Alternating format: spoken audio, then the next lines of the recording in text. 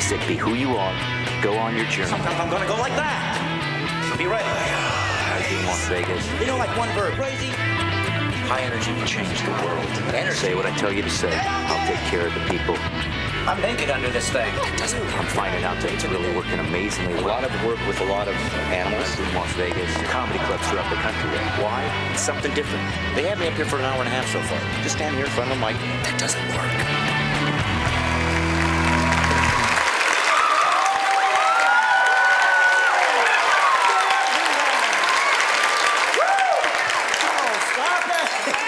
Oh, I feel good, I feel good, I'm crazy. You heard what he said. I've been on television shows, movies, but now, Virginia. Woo! My career is skyrocketing, ladies and gentlemen. I made it here. I chose Virginia on purpose. I'll tell you why. I love it here. I love it coming down here. You know why? Because this is traditional America here, my friends. This is old-fashioned James Madison America. This is Thomas Jefferson America. This is George Washington America. You know what I love about you people? You are what we were. You go to church. You don't apologize for it. And better yet, you hunt, you fish, and you don't apologize for it. I love that about you people. That's America. Oh. Not a bunch of people lockstep with the politically correct. Oh, don't shoot the animals. They might get their feelings hurt. Oh, this is Virginia. You people don't even pretend to be animal rights activists.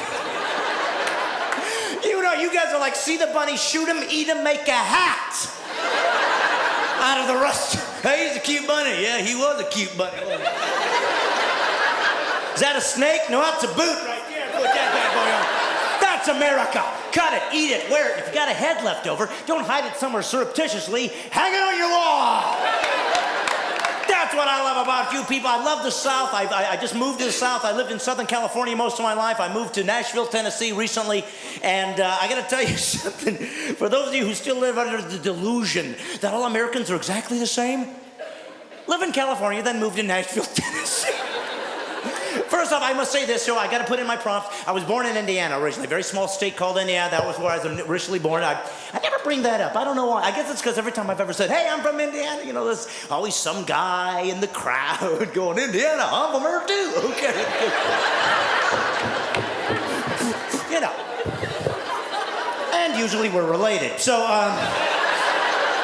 trying to keep it to myself, but I moved to Nashville. It's completely different, and it made me see the difference between conservative America and liberal America, and in some ways, in subtle differences, For example, in California, I noticed it's illegal to smoke in the buildings in California, whereas in Nashville, it's illegal not to smoke in all of the buildings. Everybody down south. I got like grandmothers in wheelchairs on oxygen smoking. Watching their 3-year-olds on tricycles smoking. Everybody. They can't smoke enough down here. I'm telling you, the state motto of Tennessee is, I don't know if you're aware of that, but they smoke there. I mean, because it's the South. That's what I'm saying, you people. You grow tobacco, you make cigarettes, you don't care. I love that. I love it. It'd be hard growing up as a kid, though, down south. Johnny, you don't get up from there till you finish that cigarette. Daddy, I don't like menthol. Hush up, your sister's eating a skull, not saying a word. That would be rough, but we're here now, and I like coming here. I love the whole South, the Midwest, because you're regular people, you're traditional American. But I gotta tell you this, I can't drive here. I cannot drive in Virginia. You know why? You have way too many signs on the freeways, and they're strange and unusual signs. See, I learned to drive in Los Angeles, California. People think LA's hard. LA's easy. 8 billion miles of freeways, one sign, maximum speed, 65, good luck, go! Not in Virginia. No, you've got way too many signs, and they're never helpful signs. They're always warning you about something that's about to go wrong. Weird phenomenon that I didn't know was still happening in the year 2003, and you've gotten used to it and adapted. That's how amazing you people are. I'm not used to this. I'm not hardy enough yet. I don't want to get used to a sign warning me about an animal that might leap out. Get a zoo, for crying out loud.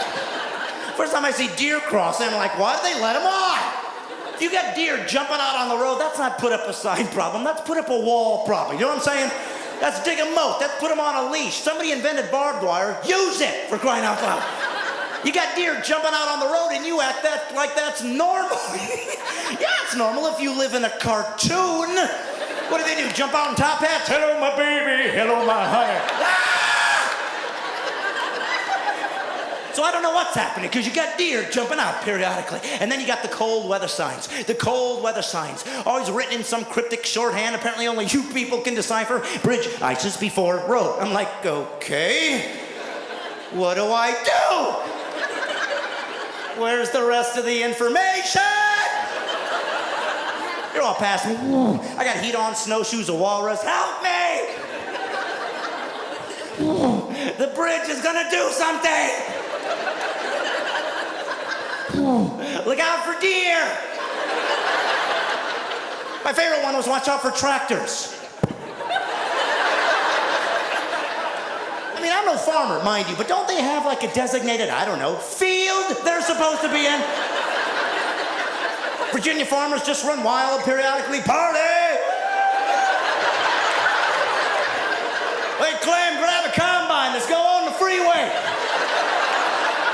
Woo, slow her down. Got this baby up to 3. Let's go race the Amish. Come on. That's right. When all those fails, make fun of the Amish people. Why? Because they have no electronic recording equipment to prove I said anything. And if they did, they couldn't plug it in, so what the heck?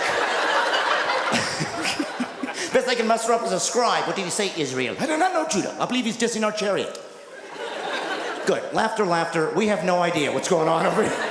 See, for old people, these guys haven't moved, and they're like stone people. Rushmore, party of 4. Rushmore, party of 4. Hey guys, it's God's Comic Brad Stine. I hope I'm not interrupting you.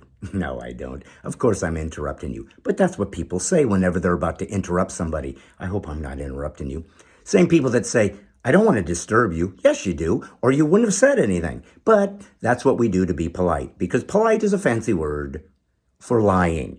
Nevertheless, I'm interrupting you for one reason. If you're enjoying this free comedy concert, I hope that you continue to watch it and, more importantly, like, share, and subscribe to my YouTube channel. I got a brand new album coming out, and if I get a bunch of subscribers, I'm going to be able to afford it. Right now, I'm giving away my free movie, and hey, I'm going hungry. My kids are fainting out in the street, and I can barely finish this video without passing out. Why? Because I'm giving you a free show. So if you really appreciate it and you want to see more content just like this, subscribe, like, share my YouTube channel. Share it with everybody. Like, subscribe. Why? It allows me to make more content just like this. If you like clean comedy, I've got it for you. If you want to see a brand new album, I'm going to bring it. And all you have to do is subscribe to my YouTube channel. So please do it right now, and we're going to get right back to the show. Meanwhile, I'm going to go try to find some scraps to eat because I'm starving because I keep giving away free shows.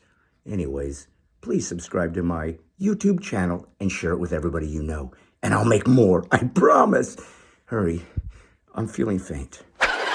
They get nervous. I know why they do, because people don't know what is coming next. And that's how life should be, because that's what this country is. It's an amazing country, and it's a country that more people want in than want out. And that's how you can tell if a country's great. Do people want in, or do they want out? And more people want in this country than any other. You know why? Because we're better than all the other countries in the world. And I say that. I'm not ashamed of that. I'm not ashamed of that. Better doesn't mean superior. It means better. People want to come in. And that's what it was. That's what made the country great. You know why? Because it was hard to get here. And that's what we need. We need to make it hard again to appreciate the country that you have. Because people came over on boats years ago. That's how they first got over here. Some people came on boats to escape religious persecution. Some people came on boats and they were being persecuted. Other people came just to get away from the life they had. But we're all here now. And after all these generations, we're Americans. And we got here and it was hard. We took boats and it took months and months, and people brought their kids, and the kids didn't complain. They threw up a lot, but they didn't complain. They just came there, and we got here, and the entire eastern seaboard was created. That wasn't enough. We had to get covered wagons, and we wanted to go west, and we kept going, and they brought their children. That's how respectful people used to be in this country. The kids would take months on the road in covered wagons. They didn't have DVDs. They didn't have radios. They didn't have Game Boys, and the kids didn't complain. They weren't going, are we there yet? You know why? Because there was no there yet. But they kept going, and then we created the country, and the country became great. but then we made cars. Cars was one of our downfalls. Why? They're too fast, too safe. What do I mean? Instant gratification. The problem with Americans now. We want everything now, fast now. We gotta make it hard to get someplace, because when it's hard, you appreciate it when you get there. So we gotta make the cars more dangerous. First thing we gotta do is we gotta start taking these airbags out of the cars. Airbags! See, these kids don't know what I'm talking about. Let me tell you something, buddy. When I was growing up, they used to have dashboards made out of metal. You got in a wreck, you paid for it. You were weeded out so the good drivers had more room.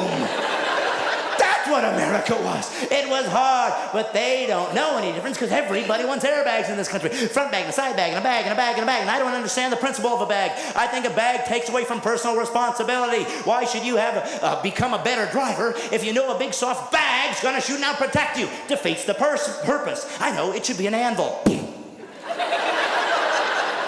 Suddenly, everybody would be nice to each other. We wouldn't need laws. People would let everybody merge. People might even, oh my goodness, start using their turn signals again. Oh, where was I when the memo came out that turn signals are just an option now in this country? How narcissistic have we become that we're going to play this game? I'm coming in, out, weaving in, weaving out. I'm going to turn left, going to turn right, but I'm not letting you in on it. It's about instant gratification and not respecting common courtesy anymore. That's what I'm talking about. That's what I mean. But the kids don't know what I'm saying. They've always grown up with that. Front bag and a side bag and a bag. It's like a fun house to get in a wreck in this country. Got in a wreck. The kids loved it. I don't know what happened. I was listening to radio, talking to you, eating and driving at the same time. What could possibly have gone on? They don't know what I'm saying. I'm not putting you down. How old are you, brother? How old are you right there? 16 years old. See, he's been looking at me like I'm crazy. You know why? He's 16. He's never been in a bagless car. He doesn't know what I'm talking about. He's always had bags. You probably thought cars have always had bags. You probably thought the Model T had bags. Wasn't sophisticated, just a midget with a paper sack. Bags you knew, but you don't know because you've always had them. We made it too easy for you. You've always had a bag, and when they set you in the front seat, you had a big old seat belt. A mandatory seat belt, not me. They stuck me in the front seat. No airbag, no seat belt. You know what protected me? Mom's arm. That's all I got. How many crash dummy tests do you think it took for them to realize this ain't working? Did it take a lot of analysis for this underground General Motors tape?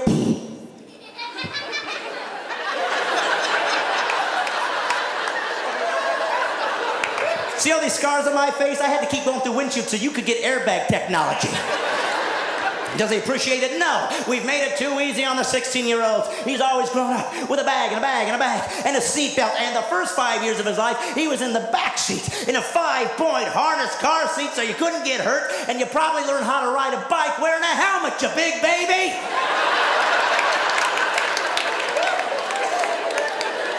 If I had worn a helmet learning to ride my bike, my friends would have beaten me up. And they should have. This is exactly what I'm talking about. Helmets are okay. They help the kids. I'm being facetious. The point I'm making is this. What do helmets represent? There's helmet laws. There's seatbelt laws. How you have to raise your children. I'm the government, and I will raise your kids better than you do. But who is the government now? Pagans. Pagan government. See, we used to be a Judeo-Christian nation, and we had personal responsibility. Not now. No, not now. It's everybody that's going to go another direction. They want to go another direction and always try to fix the external because they can't change the internal. We're making everybody weak. Oh, I know. If you're fat, let's not blame you. Let's sue McDonald's. Oh, for crying out loud. Hey, if you smoke, not your fault. It's the tobacco company's fault. Hey, if you shoot somebody, not your fault. Let's blame the gun industry. This is the problem when you don't have an ethic of God to stand for. You have to fix the external because you can't change the internal. That's the problem with banning. It doesn't. First off, when did banning anything ever work? I mean, we banned liquor once in this country. Oh, that worked like a charm, didn't it, folks? You couldn't find a drink in the roaring 20s, could ya? See, that's the problem with the banning thing. It's that people think if they change the exterior, the external, suddenly everybody will be nice to each other. Does it work that well? Well, then I say, why stop there? Let's not ban guns. I know, let's ban crime. Well, I was gonna shoot that guy, but apparently it's illegal now. Guess I'm gonna have to turn to a life of labor.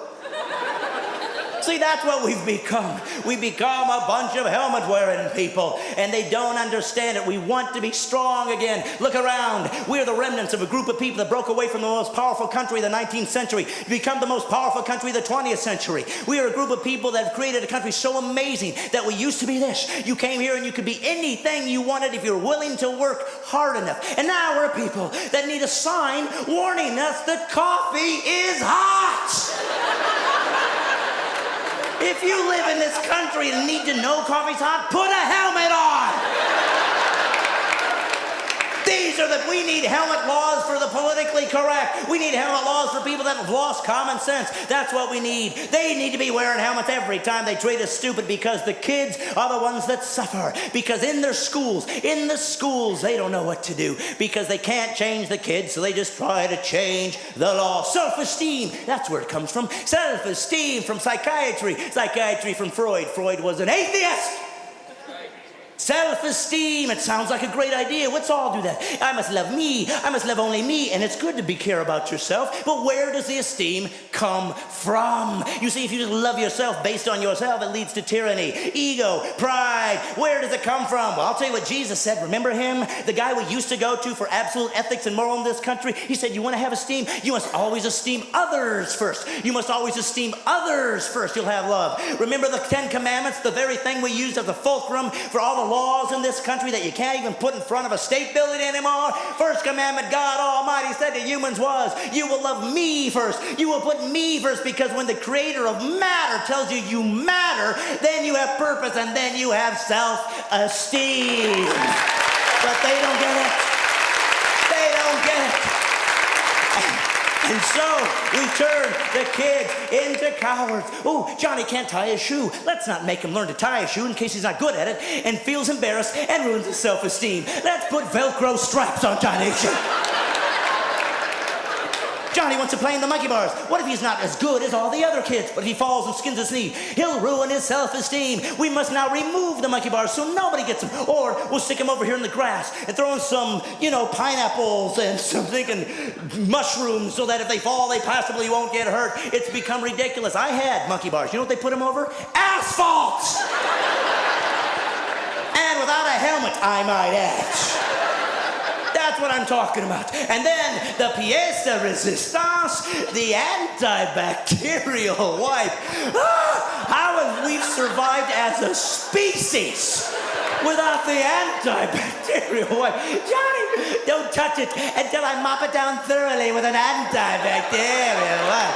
God forbid you get a germ inside you. A germ. No wonder we have a multi-billion-dollar antibiotic industry. We don't let enough germs get inside our kids so their body can learn to fight it off the way God designed it to do. Oh, that's how it's supposed to work. If you really love your kids, the next time they drop a sucker in the dirt, pick it up, blow it off, and shove it back in their mouth the way we had to do. But the kids don't know. The kids in shock. You mean you didn't have antibacterial wipes? Sure we did. Mom used to spit in a Kleenex and wipe my face. That was my antibacterial wipe. And look how I turned out. They don't know. So off we go. Trying to create a country of greatness again. And we created all these amazing technology like cars and airplanes. Then we went to airplanes. Airplanes are really fast. Thousands of miles you can go in just a day. It's changed the world. That's where we've made mistakes. We've made big mistakes because I've always flown, and I've always been afraid to fly. I'll admit it. You know why? Because human beings weren't designed to fly. We figured out how to do it. Kudos to us. Good for us. We all got to get in planes. But the thing is, after September 11th, people got nervous. 4 days after September 11th, I got on an airplane and flew. And I was scared. Because nobody knew what was going to happen. Are they going to blow up planes? Nobody knew what was happening. And I got on. I got to tell you this. It was interesting to me. It was the first time in my life I realized something. Somebody had come into my country and told me, I'm going to make you stop being American. You can't travel anymore. You can't go talk where you want to. I'm going to change your life. And I thought to myself, I'm no way. If I get on that plane and die, and I don't want to, I died for my country. It's the first time I've ever been put in a position where I could die for my country. And that's worth dying for. And then I realized somebody got on that plane and blew it up because they believed in a God different than mine, a God that might try to coerce you into an ideology instead of simply offering it to you. And I don't believe in that type of God. So if I died for my God. And my family, who I would miss and who would miss me, would see that I tried to have integrity and character. So I died for my family, God, nation, family. It was worth it. If you don't have something worth dying for, you got nothing worth living for. Your life is meaningless. That's the point I made, so I got on the plane, and I was scared. But I felt good, you know why? Because finally I could be afraid to fly and nobody could make fun of me. And I'll tell you something, this was an amazing thing. It was so ironic. I got on the airplane and I actually realized I was longing for the days when the only thing you had to worry about was crashing. Suddenly, this was a good thing. Now I got to worry about the guy next to me lighting his shoe on fire. A shoe bomb. Who's teaching these people? Maxwell Smart, for crying out loud? So I got on the airplane and off I went, and that's the thing I'm trying to make. Why don't the airlines just acknowledge that we're afraid? Why don't they just be that honest? Hey, have a great trip, you'll probably make it. Because you probably will, you usually do. But what do they say? They try to make you not afraid using that patronizing statistic. Oh, it's safer to fly in a plane than drive a car. Oh, safer to fly in a plane, driving a car, safer to fly in a plane, driving a car. I'm like, yeah, what about the other stat? The one that says it's safer to crash in a car than it is in a plane. What about that one? Because that's the stat that matters. You get in a car wreck, they go, hey, anybody hurt? Get in a plane wreck, they go, hey, anybody recognizable? Car wreck, you're a vegetable. Plane wreck, you're a mineral. Isn't that sweet? That's good news. Let me be afraid. They're such hypocrites. They tell you not to be afraid to crash. What's the first thing they teach you on an airplane? How to crash. They actually tell you to put your hands over your head, like this is going to keep you from blowing up. Has it worked that well? Because if so, I'm using it every time I'm in danger. Give me your money, I'll shoot you. No, I'm doing this thing. And some people live. Some people crash and live. Why? You think they're the ones that remembered to do this move? That must blow them away when it works. We're going down.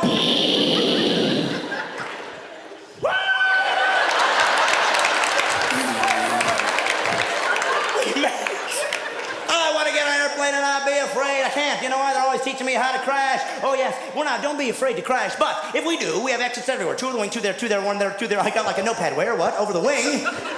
That's what came off, probably. And they think you're going to be so rational in an emergency. Yes, if the plane crashes, we're all going to go out of this 3x3 door. No, let's be honest. If the plane goes down, we're going out of the area of the plane that isn't there anymore. And by the way, everything in an airplane actually doubles for something else. Have you ever noticed that? No matter what it is, it's something else. It's like Salvador Dali designed this thing. Well, we have a flotation device, but really it's your seat. I've never seen a guy drowning ever with a lifeguard going, throw him a chair. Guy comes surfing on a recliner. Dude, appreciate it. Cool. Man, my seat is my flotation. I'm saving my peanuts. Maybe that's my life raft. I don't know.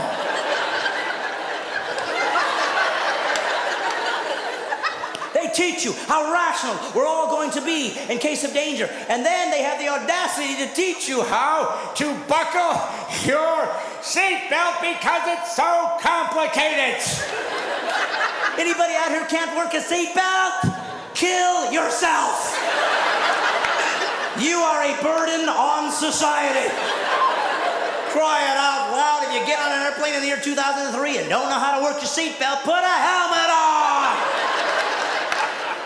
Cry it out loud. So I got on the airplane and I flew and I've made it this far and I'm going to keep going because I believe in my country and I believe in the freedom it entails. And thank God I've made it so far. And I do thank God. I'm a theist. I do believe that there is an intelligent designer. I do believe there's purpose and value in life. And I bring up God a lot in my show. You know why? Because I miss him. I miss God in my country. I miss him. You'll never know these things. You're 16 years old. You've grown up with spring break, not Easter break. You grew up with winter break, not Christmas. You don't know what I'm talking about. That's the world you got. I remember when everybody cared. I remember when people used to say things like Merry Christmas to each other. Everybody said, Merry Christmas. Hey, Merry Christmas to you, Mr. Lowenstein. You know why? Because it wasn't about a religion. It was about something as a culture we thought was so valuable that we'd all do it together, even if I disagreed with the religion behind it, because it was good for all of us instead of just me. But what do people say now? Happy holidays. See, I just say happy holidays because I don't want to say Christmas because you don't believe in Christmas, because I don't want to offend you because...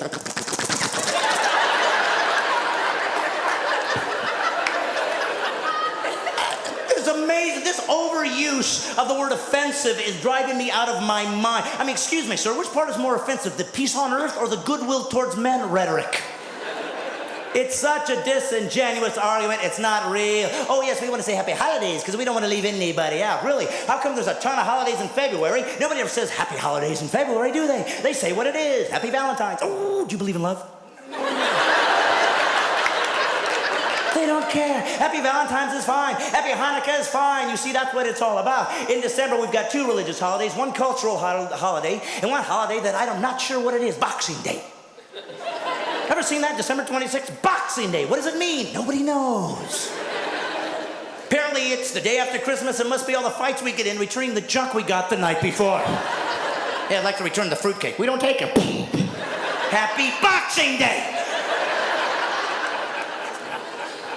But nobody wants to say Christmas, everything else but Christmas. Why? I know why. You do too. It's because it's got Christ in it, and after 2,000 years, he's still intimidating people. You see, when a religious person says, I'm the way, people don't want to hear it. They don't. They don't. And I want to say it to the rafters. I've even seen Christian people not say Merry Christmas. There are people in China right now, Christians, who are in jail because they had a page of the Bible. And Christians in this country won't even say Merry Christmas. It amazes me, the cowardice. That's the price you pay when you're rich and safe. Airline industry still hasn't recovered. You know why? People aren't getting on planes. They're afraid. Think of that. We have traded safety and comfort for freedom. We're going to lose this country if we talk like that. I say you got to say Merry Christmas because it is. You don't believe in it? Fine. But I have a flash for you. Christianity happens to be the religious heritage of my country, whether you like it or not. Christianity happened to be the belief system of 99.9% of the founding fathers, whether you like it or not. Every single founding father said that the Bible would be used as the fulcrum for the laws and ethics in this country, whether you like it or not. And they said it should be taught in school so kids would know where their ethics come from. So if you're not a Christian or you don't like it and you don't want Christmas celebrated, God bless you. But let me tell you something. If you think you're going to stop me from saying it because it offends you, hey, I got a flash for you. Put a helmet on. It's my country too. It's amazing to me what's happening out there. But it's the worldview. It's the worldview that changes the way things are. And if you're in here right now, you're an atheist and you snuck in for a free show, let me tell you something. Your holiday's coming. Your holiday's coming. You know what the second most popular holiday is in this country? Halloween. Yeah, that's how it works. Let's weigh this out. Okay, peace on earth, goodwill towards men, and boom! Equally uplifting, don't you think, folks? Oh, by the way, have you ever noticed boo's the only scare word we know? It's the only thing you ever taught to scare people is the word boo. If you didn't know boo, we wouldn't know what to do. They'd open the door and you'd be like...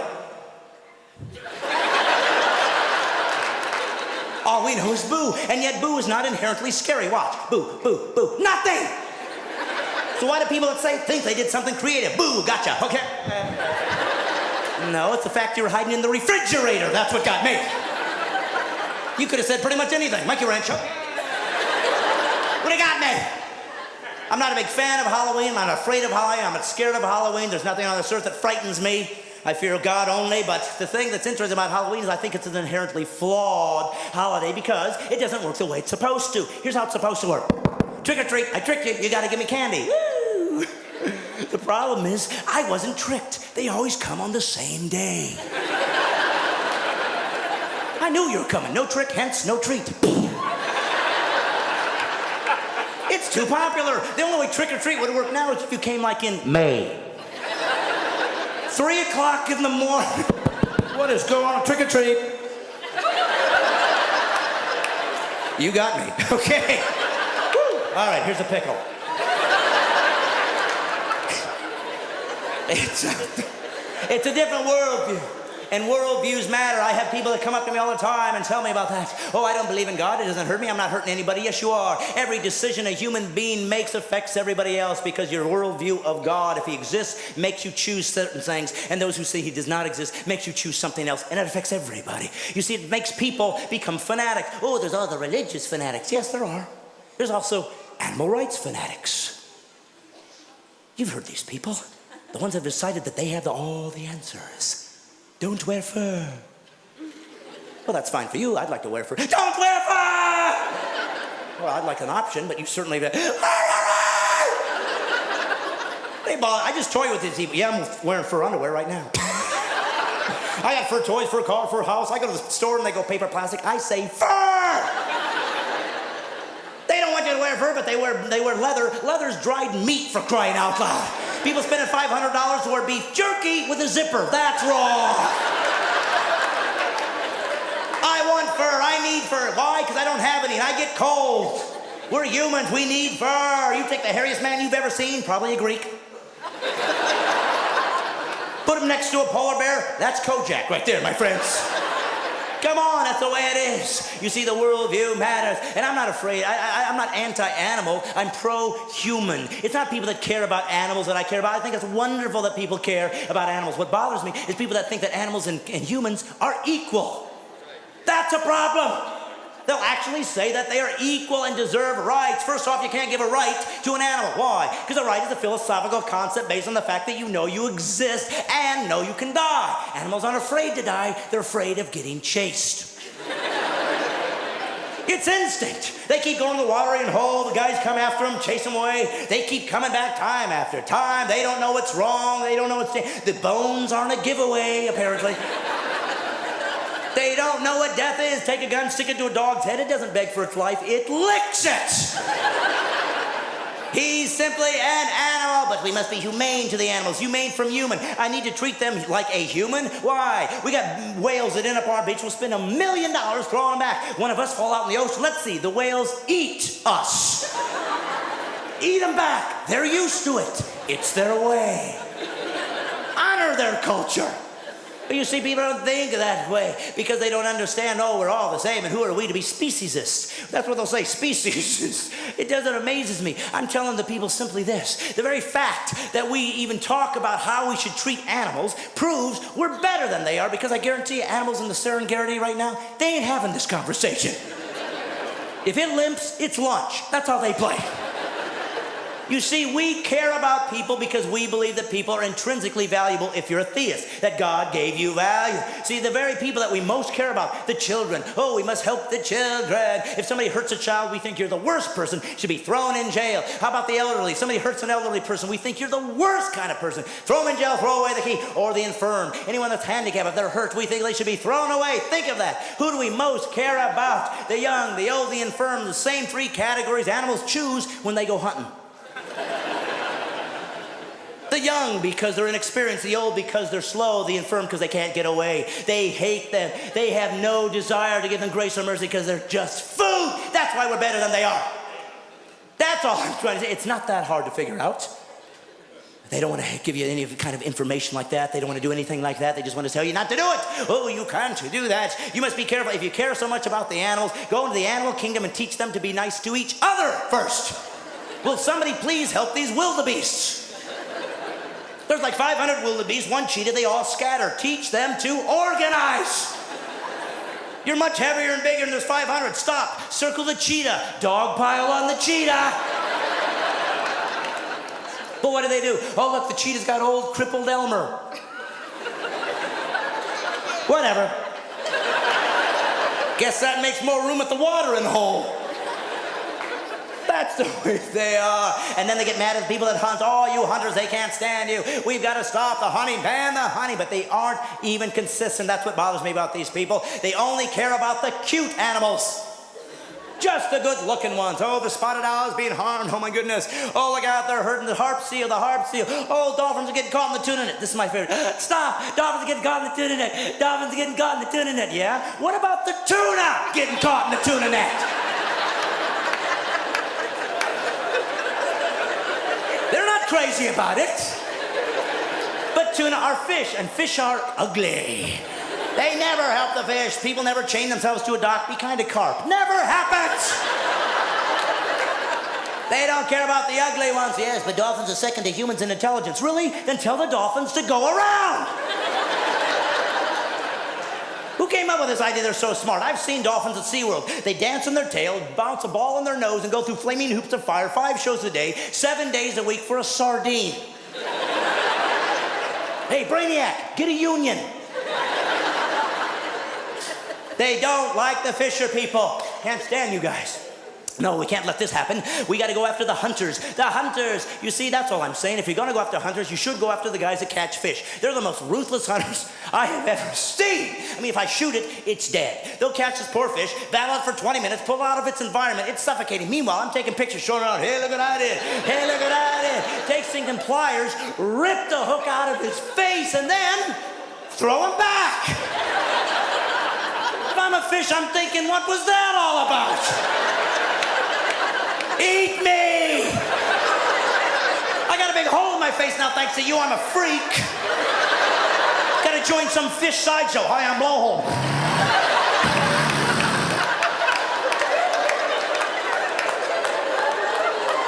Honor their culture and eat them up.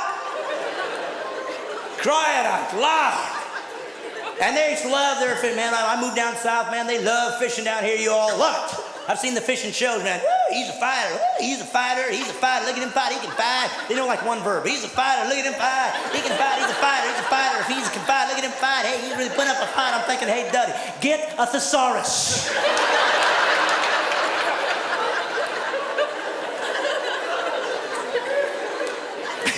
I wrote in. They wrote back. Dinosaurs are dead.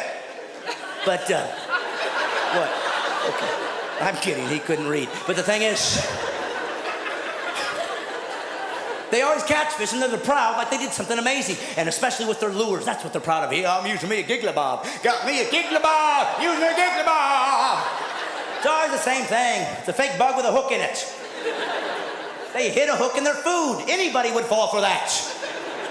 I don't care how smart you are, man. Your mom makes you pancakes in the morning with a hook in it. You're going down, front row boy. He'll be eating away. Hey, Mom, good chicken. His mom will be at the griddle. He's a fighter.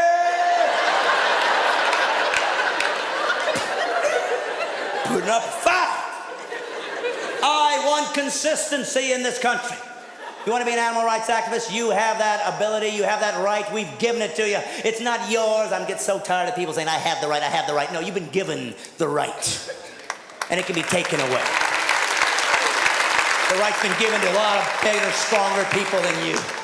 We need America to be those type of people again that are willing to die for the country, that are willing to stand up to tyranny and say, if we have to go by ourselves, we will. To let you know that you do not walk on the greatest country on earth. So I want to see all the animal rights activists caring about all of them. Just be consistent. Where's the bug rights activists? Where are the bug rights activists? Nobody cares about bugs. You know why? They're ugly. And stupid, I might add. They have no concept of windshields, do they, folks? Man, after all these years, they keep smashing into that windshield. They don't know it's there. They don't learn from their mistakes. You've never hit the rear end of a bug. They're never running away. They don't know it's there. Think of that. They don't know it's there. It's glass. And I got to give them credit. They're courageous. All they see is your big fat head coming at them at 80 miles an hour, and they're not backing down. Bring it on.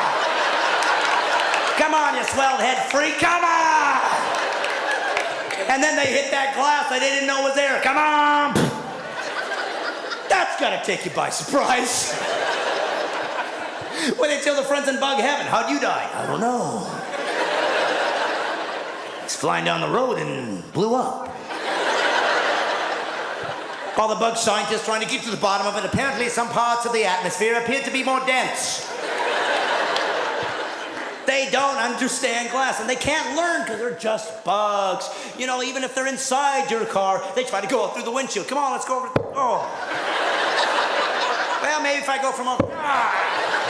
Come on, they keep running. We get so frustrated, we try reasoning with bugs. Hey, hey, hey, go out the window.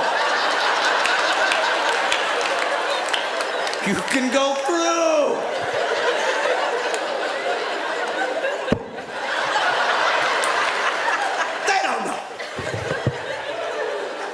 And they don't get any stupider than flies. They gotta be the dumbest bug there ever was. Flies understand one concept, in. Open the door, what do they do? 50 of them. Close the door, they're right on top of that thing. Open it to let them out, what do they do? Oh no. We're not falling for that again. They don't get it. They're bugs. So care about them. Love them. Yes, that's why I'm a vegetarian, because I don't want to kill animals. Well, really, you shouldn't be a vegetarian, because I guarantee you in harvest, you're killing some bugs. You can't eat anything to be a true humanitarian.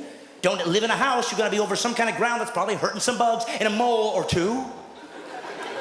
The only true way to care about animals as a human is to not exist. Eliminate yourself, and then you'll truly be a humanitarian. But they don't. They don't because they think it's wrong to hurt a bug or an animal, and they've never taken 2 minutes to realize where the concept of wrong comes from.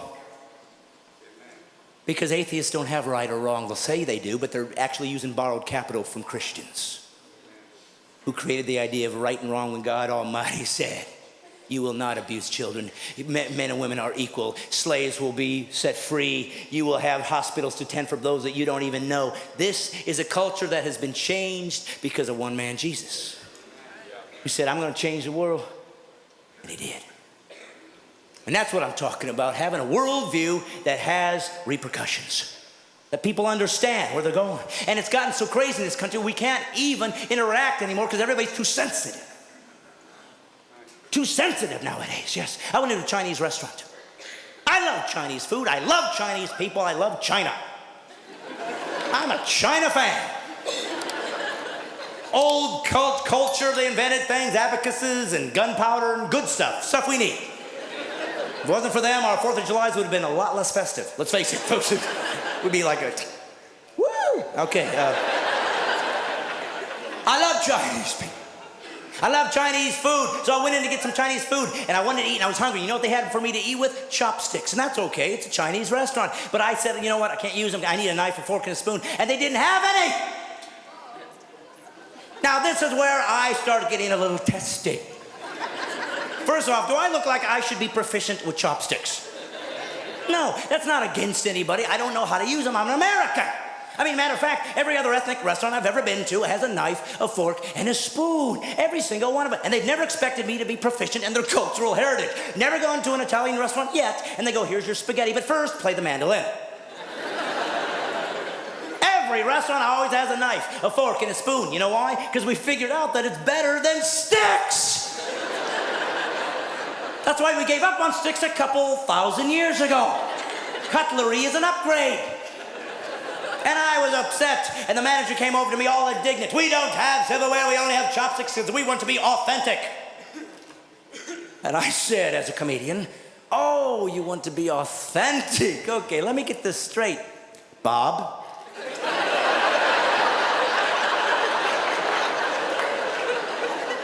I just walked into a Chinese restaurant in a strip mall in the United States of America. I walked through brushed aluminum doors. I was met by a blonde woman that set me down at a formica table and gave me a plastic laminated menu. I'm about to order Chinese food cooked by that Mexican guy in the back. And when I finish eating, I'm paying with a credit card. But you think if you throw in chopsticks, suddenly I'm propelled into the Ming Dynasty. What delusion are you living in? I mean, you're gonna have to give me a chance to suspend my disbelief. Why stop at chopsticks? I'm gonna need a whole I reject modern technology theme day so I can be prepared. I'll wake up to the sound of a rooster outside of my window. I'll look down at the sundial to see what time it is. Then, taking my clothes down to the nearest stream, I'll beat them with a rock to get them nice and clean. Then I'll come back in and call a girl up and see if she wants to go to a Chinese restaurant. But I won't use a phone. I'll use a telegraph, or better yet, smoke signals. Then I'll go pick her up in my best Roman chariot. And once we get over there to eat, I'm not gonna pay with a credit card. I'm gonna pay with 3 hands, a woven blanket, and some beads. And then when we go home, I'm not walking to the door, I'm hitting her over the head of the club and dragging her by the hair. Now when you throw in chopsticks, I get it!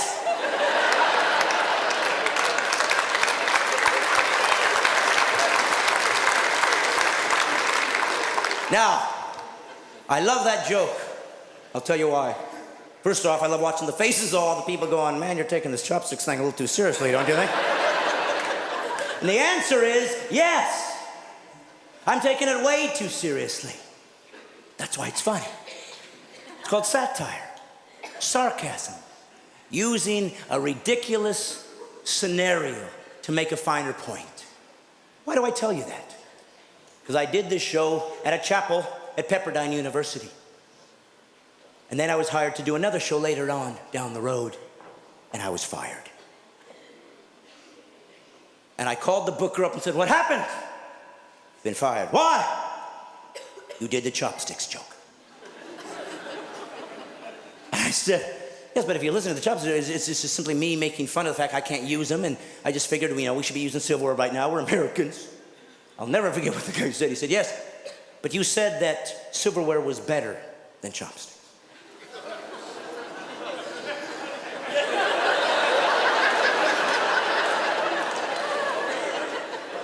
Now, I try to be honest, folks. I'm not perfect. I can make mistakes. My religion demands me to try to always be better and grow. And I thought about it and I said, you know what? I don't want to offend people. I did say that silverware was better than chopsticks because it is! Obviously, a knife, a fork, and a spoon is better than chopsticks. Oh, you're just being ethnocentric. Obviously, a knife, a fork, and a spoon in tandem are better than chopsticks. You're just being bigoted and intolerant and insensitive. Oh, for crying out loud. Here's a bowl of soup, here's some chopsticks, here's a spoon. Let's see who gets to the bottom first.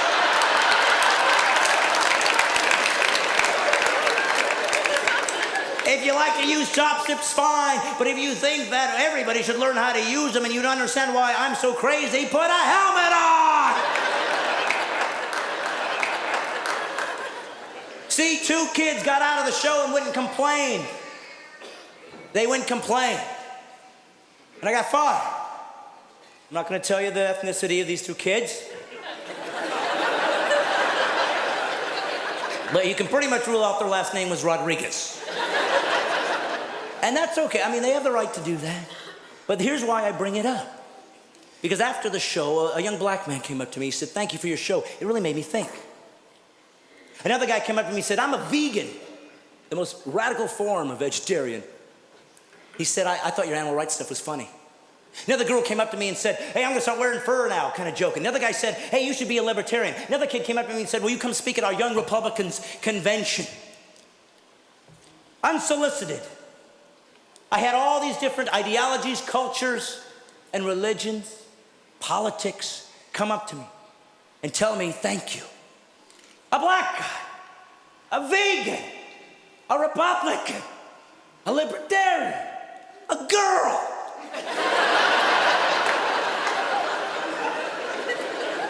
Representing the whole of America and all the kids that never got to see a show and get to make their own choices because 2 people were offended by something that isn't offensive. I don't call that sensitivity, I'll call it censorship. And so a university that is supposed to be teaching kids all types of thought, even dissenting viewpoints, took the high road and fired me. Shame on you, Pepperdine.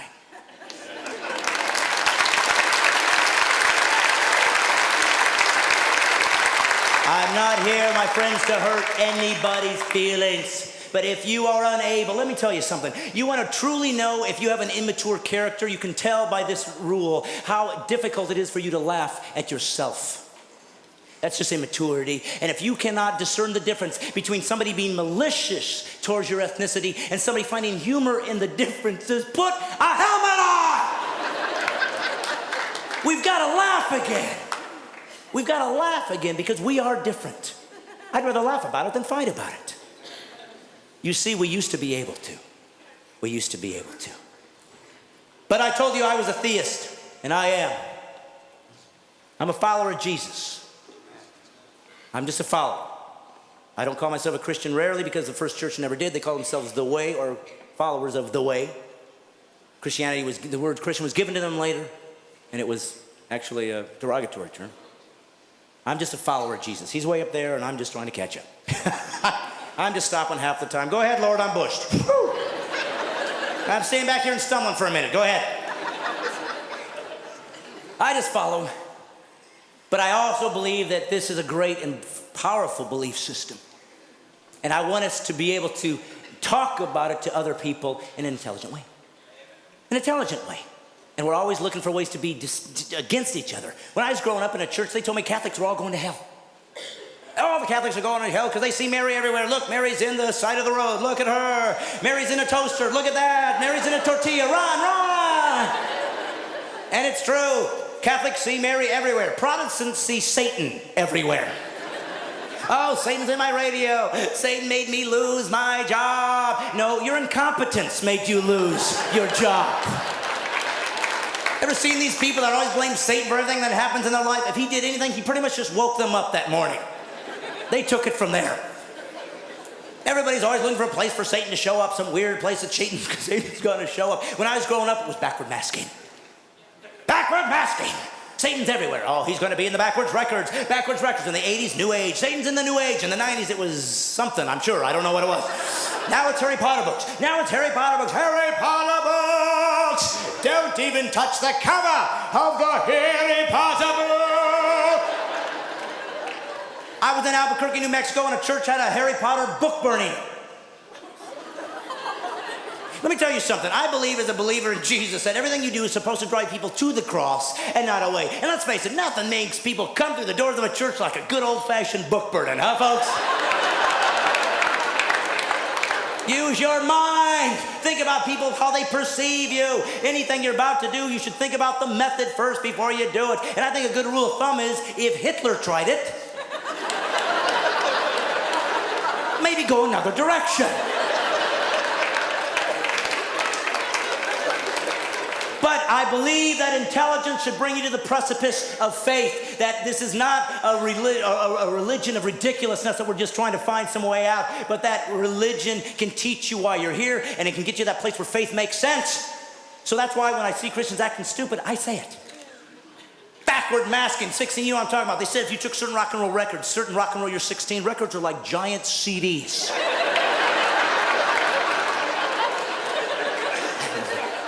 Now we got CDs, so apparently Satan's in hell going, now what are we going to do? I get some Japanese demons on this technology immediately. Satan can't even do that. He'd hit a horn. CDs. Oh. See, that's where he is. That's where he was. They said if you took certain rock and roll records, here's what they told me, and you play them backwards, as so many of us tend to do. Excuse me, if you're starting to play your records backwards, perhaps you deserve to hear a message from Satan. He's probably just giving instructions. It's going the wrong way.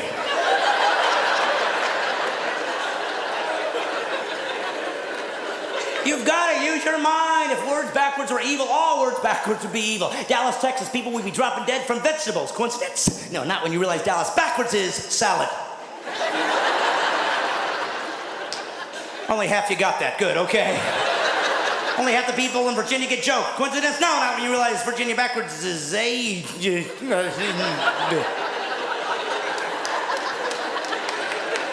Catalina. Most people in Catalina have spastic colons. Coincidence? No, not when you realize Catalina backwards is anal attack. See that right there? Should give you some information. We got a couple people. You can't say that in church, I don't believe. That's what they said. Satan's there. We become lazy in this country as Christians. I knew we were getting lazy in this country when we started putting handles on our Bibles. There's like Christians all around the world trying to hide their Bibles. We got like, my Bible's too heavy.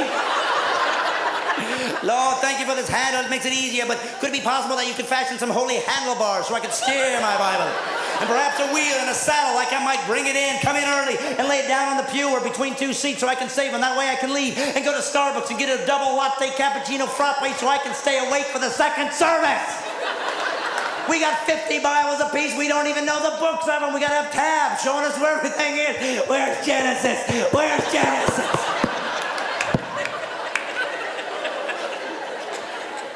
The early church had scrolls. You imagine that? Big old scrolls, hang them on your back, or chafing you everywhere you go. If they were new, you'd open up, they'd slam shut on you, it'd be embarrassing. People trying to be a good witness, let me talk to you about the Lord.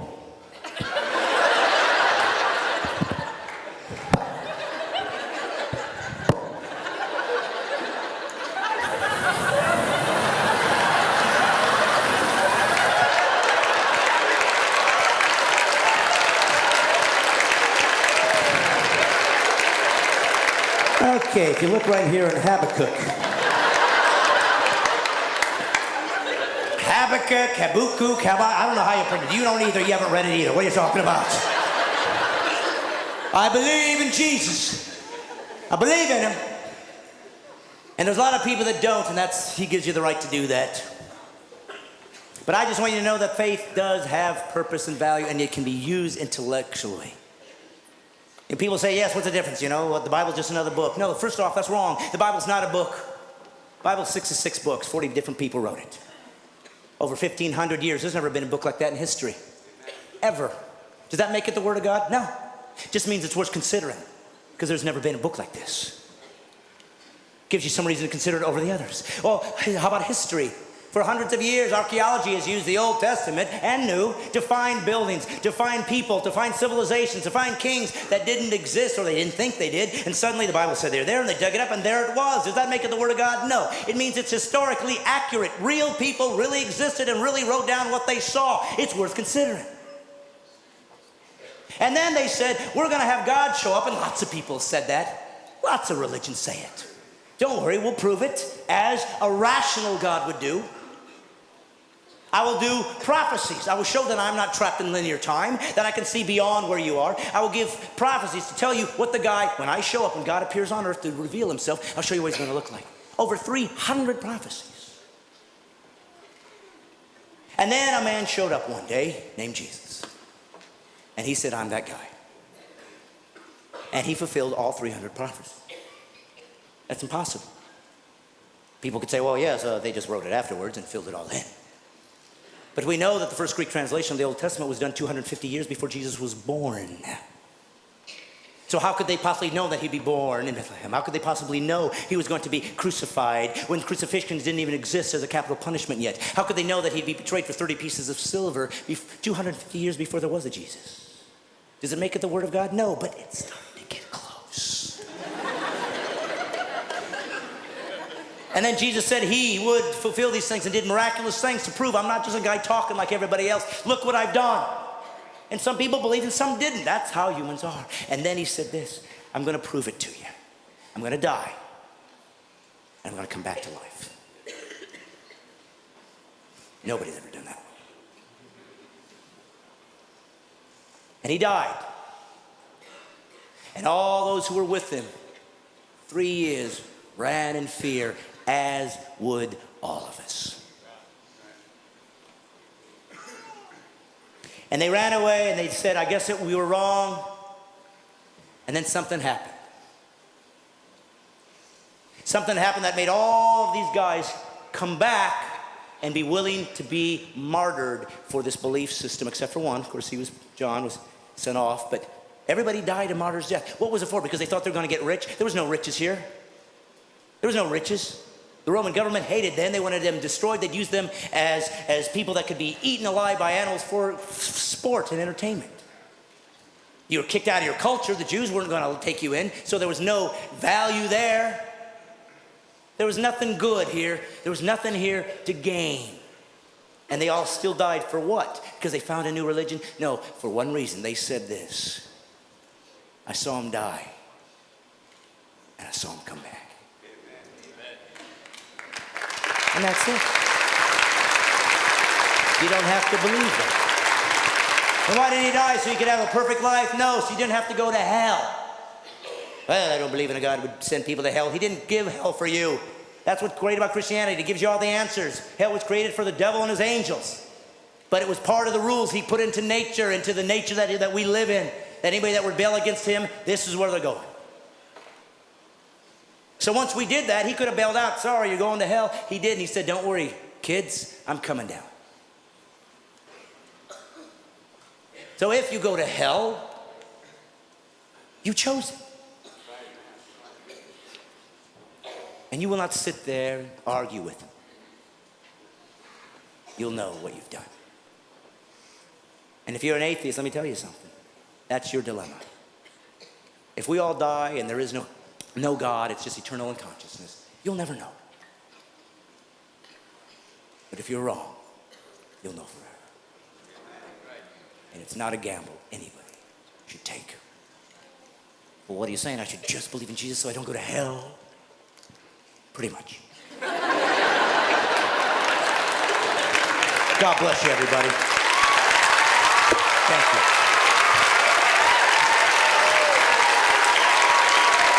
The truth is marching on.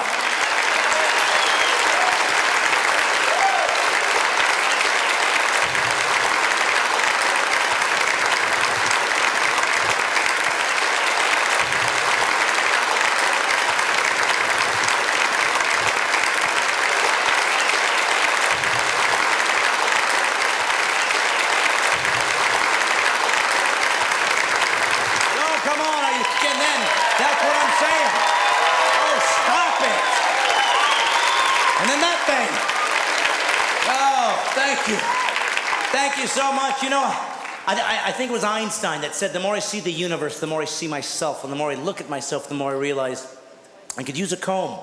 And if you're not laughing, get any picture of Albert Einstein.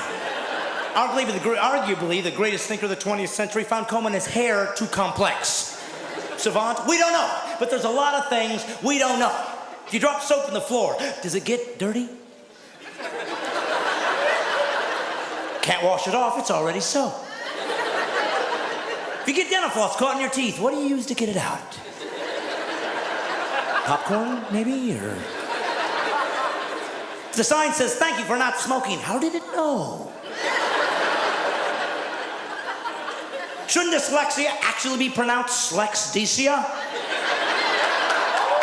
That way people that have it would know what they had. If vegetarians can only eat vegetables, that means they could eat meat if the cow was brain dead. Got a couple ranchers going, good idea right there. Vegetarian beef! If somebody's legally blind and suddenly can see, are they breaking the law?